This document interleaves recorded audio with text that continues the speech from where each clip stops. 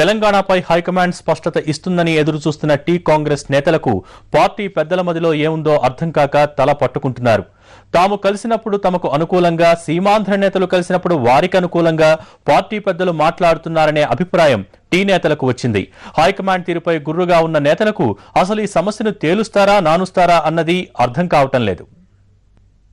తెలంగాణపై త్వరలో నిర్ణయం వస్తుందని ఎదురు చూస్తున్న టీ నేతలకు రాష్ట్ర విభజనకు ఏకాభిప్రాయం కావాలన్న ప్రధాని మన్మోహన్ వ్యాఖ్యలు నిరాశ కలిగించాయి.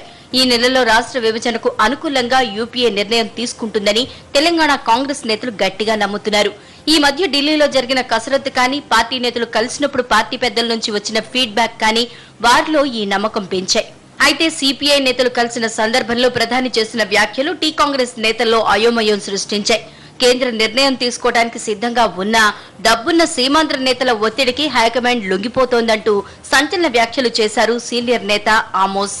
కాబట్టి తప్పకుండా తెలంగాణ ప్రజలందరూ కూడా మాకు తెలంగాణ తప్ప వేరే సొల్యూషన్ లేదు, మాకు సపరేట్ స్టేట్ తప్ప వేరే సొల్యూషన్ లేదు,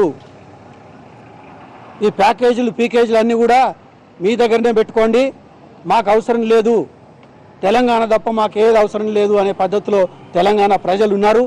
ఇవాళ ఉంటారు, రేపు ఉంటారు, ఎప్పటికుంటారు. అధిష్టానం మదిలో ఏముందో ఏమో కానీ నిర్ణయం అనుకూలంగా ఉంటుందని ఆశించిన నేతలకు మన్మోహన్ వ్యాఖ్యలతో ఈ సమస్య ఇప్పటికైనా కేంద్రం తేల్చుతుందా లేదా అన్న సందేహం మొదలైంది.